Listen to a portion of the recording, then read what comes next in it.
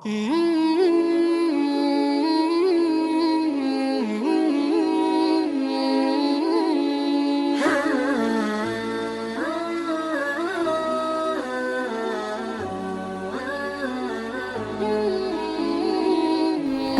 علیکم ورحمۃ اللہ وبرکاتہ۔ اسلام ود عائشہ نور میں آپ سب کو خوش آمدید۔ آج ہمارا ٹاپک ہے ربیع الاول کے اس مبارک مہینے میں نبی پاک صلی اللہ علیہ وسلم کی فضیلت کے بارے میں۔ جیسا کہ ہم نے دیکھا کہ دنیا میں بھی اللہ رب العزت نے نبی پاک صلی اللہ علیہ وسلم کو اتنی فضیلتوں اور رتبوں سے نوازا،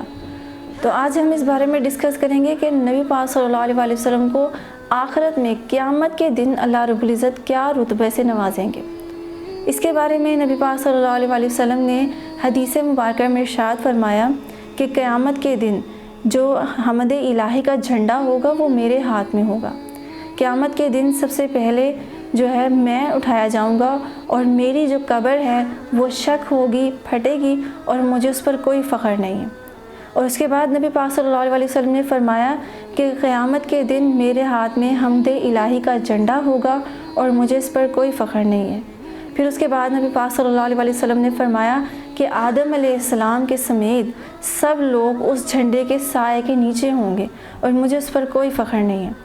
یعنی کہ اس طرح سے اللہ رب العزت نے قیامت کے دن نبی پاک صلی اللہ علیہ وسلم کو اتنے بے شمار رتبوں سے نوازا ہے۔ دنیا میں آپ صلی اللہ علیہ وسلم کے سنتوں پر پیروی کرتے ہوئے جتنے بھی لوگ چلے ہیں ان سب کی زندگیاں اللہ رب العزت نے سنوار دی۔ تو اسی طرح آخرت میں بھی نبی پاک صلی اللہ علیہ وسلم کے ہاتھ میں ہی حمد الہی کا جھنڈا ہوگا اور اس کی ایسی برکت ہوگی کہ آدم علیہ السلام سے لے کر نبی پاک صلی اللہ علیہ وسلم تک جتنے بھی انبیاء، جتنے بھی صحابہ کرام، تابعین، تبع تابعین، جتنے بھی اولیاء آئے ہیں وہ سب کے سب اس جھنڈے کے سائے کے تلے ہوں گے، اور اس جھنڈے کی برکت سے اللہ پاک ان سب پر اپنی رحمت نازل فرمائیں گے۔ یعنی کہ اللہ رب العزت نے نبی پاک صلی اللہ علیہ وسلم کو دنیا میں تو رتبہ عطا فرمایا ہی ہے، آخرت میں بھی اتنے بڑے رتبے سے نوازا ہے۔ پھر آپ صلی اللہ علیہ وسلم خود اپنی زبان مبارک سے فرما رہے ہیں کہ میں اس پر کوئی فخر نہیں کرتا۔ یعنی کہ ان تمام باتوں کو اللہ رب العزت نے عطا ہی نبی پاک صلی اللہ علیہ وسلم کو کرنا تھا، اس لیے نبی پاک صلی اللہ علیہ وسلم کو ان باتوں پر کوئی فخر نہیں۔ اور اس کے بعد آخری بات یہ ارشاد فرمائی کہ جو قیامت کے دن سب سے پہلے قبر شک ہوگی وہ میری ہوگی، اور اس پر بھی آپ صلی اللہ علیہ وسلم نے فرمایا ولا فخر، یعنی کہ اس پر بھی مجھے کوئی فخر نہیں، کیونکہ آپ صلی اللہ علیہ وسلم ان کی ذات ہی ایسی اس قابل اور اس لائق ہے کہ اللہ رب العزت ان کو قیامت کے دن اتنے رتبوں سے نوازیں اور ان کے اتنے درجات اللہ رب العزت بلند فرمائے۔ تو یہ سب اللہ پاک نے نبی پاک صلی اللہ علیہ وسلم کو 1400 سال پہلے ہی بتا دیا تھا، اور انہیں ہر چیز کا ان باتوں کا علم پہلے سے ہی دے کر گئے تھے۔ اسی طرح بہت سی حدیث مبارکہ میں آپ صلی اللہ علیہ وسلم کا آخرت میں اپنے بندوں کی شفاعت کرنا بھی بیان کیا گیا ہے، یعنی کہ وہ اپنے بندوں کے لیے سفارش کریں گے اور انہیں جہنم سے بچائیں گے اور انہیں جنت میں ڈلواتے جائیں گے۔ اسی لیے اللہ رب العزت نے دنیا کے ساتھ ساتھ آخرت میں بھی دکھا دیا کہ ہمارے نبی پاک صلی اللہ علیہ وسلم آخری نبی ہیں اور ہم ان کی آخری امت ہیں۔ اسی بدولت سے اللہ رب العزت نے انہیں آخرت میں اتنے سارے رتبوں سے نوازا ہے۔ اس کے علاوہ نبی پاک صلی اللہ علیہ وسلم کا ایک اور بہت بڑا رتبہ وہ مقام محمود ہے، جس کے بارے میں ہم ہر نماز کے بعد، ہر اذان کو سننے کے بعد دعا کرتے ہیں، اور وہ دعا کرتے ہیں اسی لیے ہیں کہ ہمارے نبی پاک صلی اللہ علیہ وسلم کو اللہ پاک قیامت کے دن اس مقام محمود کو عطا فرمائے، یعنی کہ وہ مقام محمود بنا ہی ہمارے نبی پاک صلی اللہ علیہ وسلم کے لیے ہے، اور وہاں پر کھڑے ہو کر آپ صلی اللہ علیہ وسلم کے ہاتھ میں اللہ رب العزت کا جھنڈا ہوگا، اللہ کی حمد و ثنا کا جھنڈا ہوگا، اور اس جھنڈے کے سائے کے نیچے ہم سب ہوں گے، اور اس کے بعد آپ صلی اللہ علیہ وسلم سب سے پہلے ہوں گے جن کی قبر کھلے گی اور آپ صلی اللہ علیہ وسلم باہر تشریف لائیں گے۔ تو یہ سب چیزیں ہمیں اس چیز کی طرف دکھاتی ہیں کہ ہمارے نبی پاک صلی اللہ علیہ وسلم واقعی میں بہت زیادہ فضیلت کے اور اہمیت کے حامل ہیں، اور ان کی شان واقعی میں اس لائق ہے کہ انہیں اللہ رب العزت اتنے سارے درجوں سے اور اتنے سارے رتبوں سے نوازیں۔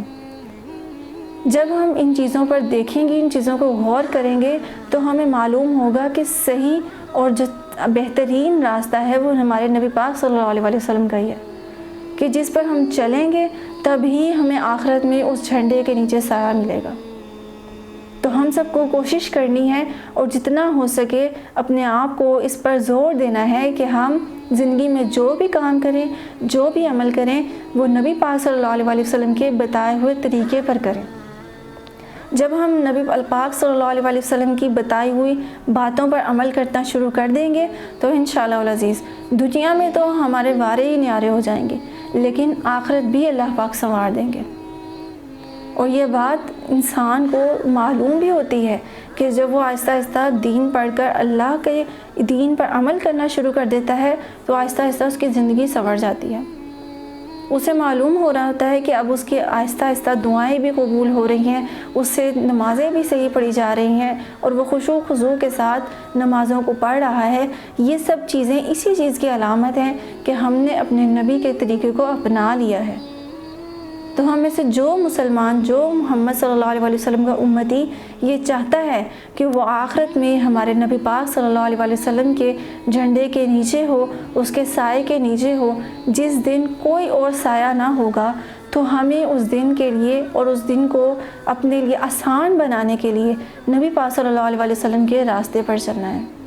ان کے بتائے ہوئے ایک ایک طریقے کو اپنانا ہے، تاکہ ہماری زندگیاں بھی آسان ہوں اور ہماری آخرت کا جو قیامت کا جو دن ہے جو بہت ہی مشکل اور تکلیف دہ ہے، اسے بھی اللہ پاک ان تمام اعمال کے صدقے آسان فرما دیں۔ اسی لیے نبی پاک صلی اللہ علیہ وسلم نے ہمیں حدیث میں یہ باتیں بتلائیں کہ قیامت کے دن صرف مجھے اللہ رب العزت نے یہ رتبہ نوازنا ہے، اور ہم سب کو بھی اس چیز کی دعا کرنی چاہیے کہ اللہ پاک ہم سب کو آخرت میں نبی پاک صلی اللہ علیہ وسلم کا پڑوس عطا فرمائے جنت میں، تاکہ ہم سب کی جو آخرت ہے وہ بھی سنورے اور دنیا بھی ہم سب کی سنور جائے۔ اللہ پاک سے دعا ہے کہ اللہ پاک ہم سب کی دنیا اور آخرت سنوار دیں، اور ہمیں نبی پاک صلی اللہ علیہ وسلم کے بتائے ہوئے سیدھے اور نیک راستے پر چلنے کی توفیق عطا فرمائے۔